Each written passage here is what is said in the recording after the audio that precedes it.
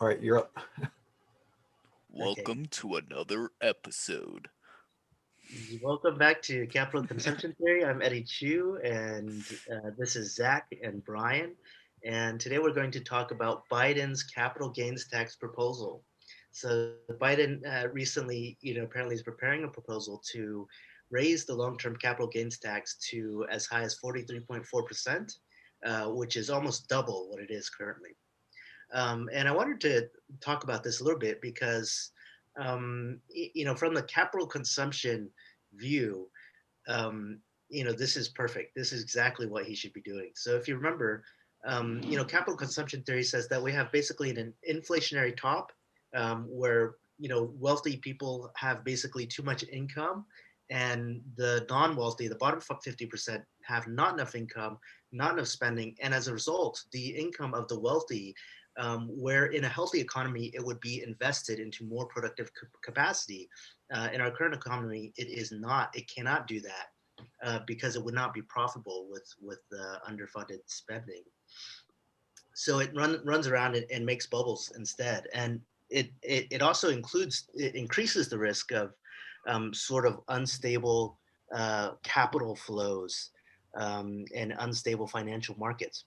So Biden's capital gains tax, this 43%, this is perfect. This is exactly what you do want to do. And the other thing that it would do is it would actually make the government finances a little bit healthier, and it would not harm the economy because there's already too much money at the top, and you really need to drain a little bit out.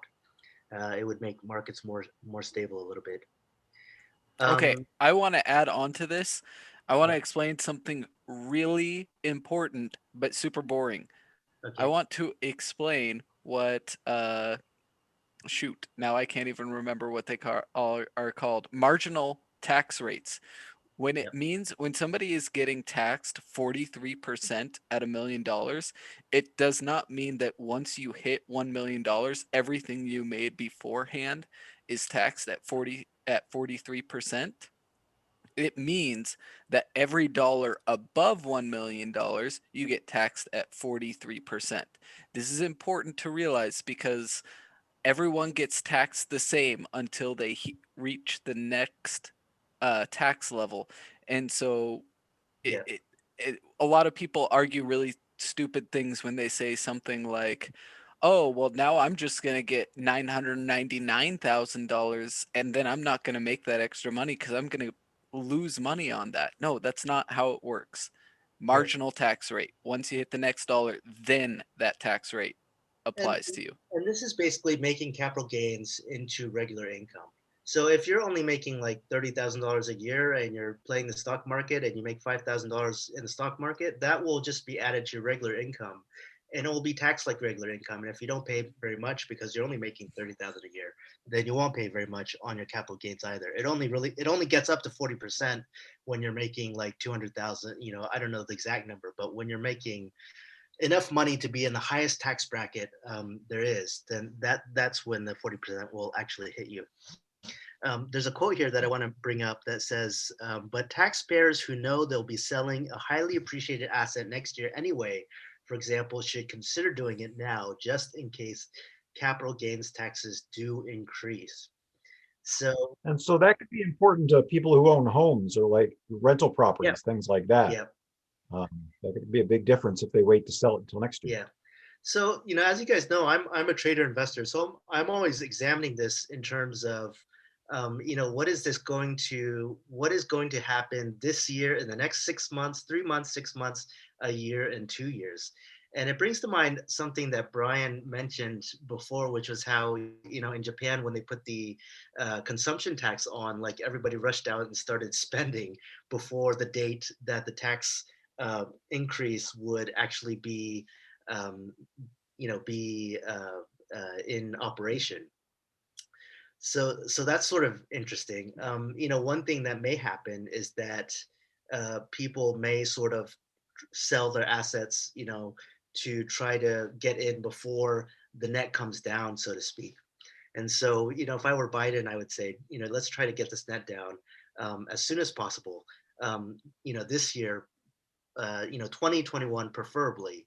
I guess 2022 at the latest. But And I mean, this thing isn't, in my opinion, you guys can correct me if I'm wrong, but this isn't really going to hit the majority of anyone.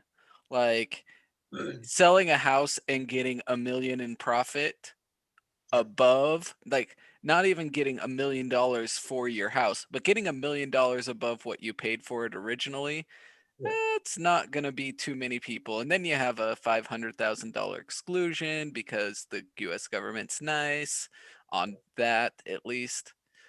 Well, before prices started going inflating to peak Yeah. prices. But this isn't going to be affecting a huge swath of people. It's going to affect just the people with sizable assets, and the reason I think this is actually a very good plan. Besides the boon it will be to the government finances, is that if you guys recall a little bit about some things we've talked about, previously about like the mechanism of hyperinflation, this would be actually very good for reducing the risk of currency devaluation. And so, the risk of currency devaluation right now is that you have sort of what's called what Ray Dalio calls an everything bubble, where all of these assets are appreciating a great deal. And so right now the dollar is sort of, you can think of it as the dollar is going down against all types of financial assets, but it's not going down against good prices right now.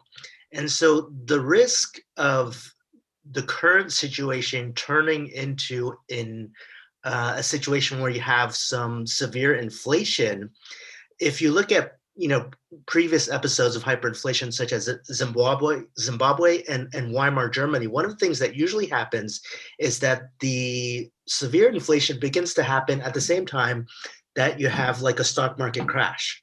So you had a big stock market crash in Zimbabwe on Black Friday. In Weimar Germany, it was in 1921, and the market crashes, and then the inflation begins. And if you think about it, it's sort of like people are running out of the asset, but then they don't want to be in the currency either. So then they go into something else, and a lot of times it triggers some spending. So if you want to prevent something like that, one of the best ways to do it is say, if you want to sell this super expensive asset that you have that's appreciated a great deal, you can do that, but 40% of it is going to go into the government finances. And so when you do that, you're basically, sort of taking 40% off of that hot capital flow, which otherwise, could, start to generate some inflationary action. So that is very good policy. That's a perfect policy. That's well done. Great job, Joe Biden. Good job, Biden. Good job, Biden. Well done. What are the odds of this actually passing, though? That is something that I actually wanted to ask this question to you, Brian, because I think that you keep in track of, in tune with politics more than I do, and I think Zach does too. So I actually have to ask you guys, what you guys think are the odds of this actually coming to pass. Brian, And when. that's your department right there. All right. So I guess my guess would be that he's putting this out here to establish a policy position and get people talking about this idea. And that later, when you see, a big omnibus bill, some sort of package, you might see this inside there. But I think it might be hard to get it to pass all by itself. Oh, So, they're not going to pass anything by itself. yeah. So you might see it in a package later this year. I mean, of all the things, this might be the one thing that could pass all by itself. But I mean, the Republicans, even if you're going to get their base who don't like the rich, even though like traditionally they don't anymore, like you're still not going to get Republicans to sign off on anything that Joe Biden's doing. Right. So Saying that Joe Biden did something right, they cannot do that. So yeah. So I kind of feel like this is like a lot of the proposals that we get, Yeah. which are just designed to sort of create some shock and awe, some buzz, Yeah. but there's no real expectations that it'll become law. So you don't think So this will actually happen? I don't, but I'm just kind of pessimistic about how functional Congress That's is. too So that's too I've bad. I've heard too that Congress is actually kind of getting used to its new reality of just that Republicans aren't ever going to be a part of stuff, and that they're going to have to pass stuff through budget reconciliation, and they're going to have to do it in a giant bill that does everything because they only have so many budget reconciliation bills. And that's really heartening to me that they actually recognize that it's not going to happen, because it's been obvious to all of us citizens for forever that the Republicans aren't going to do anything. They're going to posture, they're going to say maybe we'll do it, and then at the end they'll say no, they'll have a problem and not do anything. And at least Democrats are waking up to the reality that this is the political reality. Republicans don't want to do anything. Maybe Mitt Romney does, but he doesn't want to do more than anything to get himself too far outside the Republican Yeah. uh, establishment. Brian, do you follow some of these people in the middle, like Joe Manchin? I think Lisa Murkowski sometimes crosses. probably, what would you I'd think say, that they vote for this or no?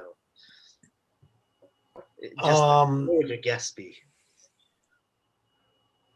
I don't have a strong guess, but wouldn't surprise me to see the usual Democrats, find reasons to vote against it or to Oh, not support it.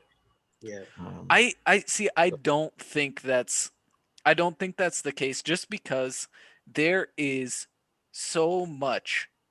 Like, one of the most popular policies was the wealth tax.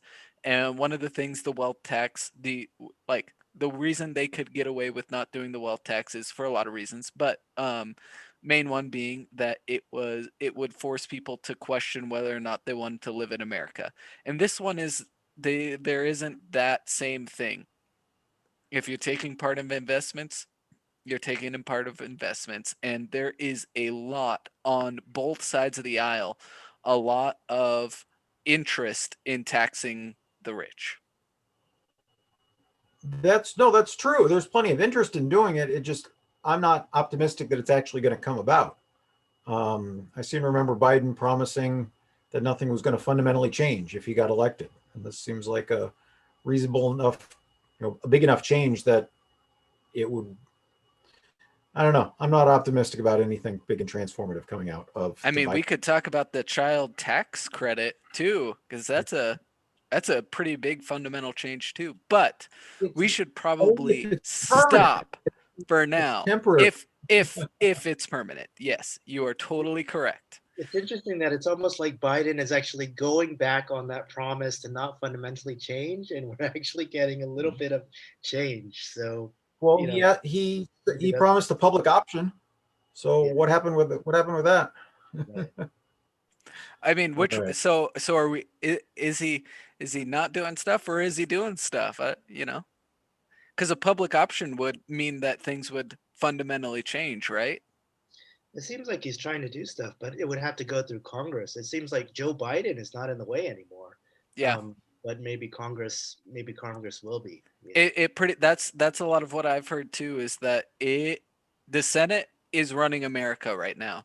The and they kind of know that the House knows that if the Senate says something, that's their only chance of getting something through, and Joe Biden knows that if the Senate gives something, it's their only chance of getting something through. And so it's pretty much Bernie Sanders versus Joe Manchin, and they negotiate with each other, and Bernie Sanders says, if you say you want that, then Joe Manchin says, then if you say you don't want this, then I'm out. And Joe Manchin is like, okay, fine, we'll do that. That's pretty much what happened with the I first don't one. follow them super closely, but I have the impression that Joe Manchin is a little bit of one of those guys who's still worried about the deficit, who is completely not convinced about MMT. And so from that perspective, maybe he would say, okay, this is a good idea. If we want to spend, then we're going to have to fund it. So we will have to pass these taxes. This is Um, the one thing, if 300 I well, say if Joe Biden gets one thing passed through Congress, this would be my guess that it would be the one thing. I don't think that'll happen. Um, not through budget reconciliation, I should say. Like, this is the one thing that Republicans would not dare to, well, they might still dare to. yeah, you're optimistic that this could happen, but it wouldn't go by itself. It would be part of some type of a package, is Yeah, what. I don't think in a million years they'd even try. I don't think they would try to have it pass through normal means. I think they would put it as part of a large package deal. I think the a lack of faith in the Republican Party is so high that I doubt they'll try. Who knows? But I'd say this is one thing. I come from a conservative background, and I think this is one thing that if it picked up a lot of steam, it could actually pass from both sides, bipartisan. I don't think it'll happen, but it's the one thing in America that could happen. I do get that impression. I have no idea. Again, I'm not a politics expert, so I'm just speculating. But I do get that feeling that the Republican Party is having some trouble. The whole Trump thing is sort of a what is it called, a weight around their neck, and to some degree we may be getting like a sort of a new um, a new balance where it's more like Bernie Sanders versus Joe Manchin. Are you Well, oh gosh, right yeah. Democrat, left Democrat? Yeah. Don't get me started on Republicans. I think they're the one of the biggest opportunities in America to make America better would be if Republicans had a coherent policy agenda that would actually have some kind of semblance of making life better for Americans. Yeah. And it sounds like, Zach, you have a sort of similar background to me. Like back in college, which was 20 years ago, there were a lot of stuff that I would have at that time would have been sort of leaned a little bit more towards the right. And I've always been thought that the fiscal responsibility or whatever is important. You do have to figure out what works for the economy and what doesn't. But as time has gone on, I've shifted, and I think, and the Republicans have shifted, and they're just, they're just turned crazy. Like no one's sane can really, they just got off the cliff, in some respects. Well, Um, they figured out that criticizing Obama was popular and then yeah, decided to make an entire party out of it. yeah. And on the other hand, the economy has changed, and my thinking about the economy has changed, and now I think that a lot of the more progressive ideas, such as UBI, are exactly what the economy really does need. Um, and so from that, They would solve an awful lot of problems. And yeah. this capital gains tax would probably be a good policy as well. So we'll see what happens. Maybe it'll get enacted. All right, Go Joe. good Joe.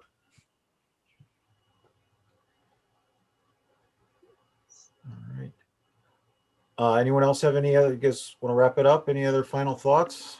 I think we could just cut it off and end it with Go Joe. Go Joe. We'll cut the video off with Go Joe.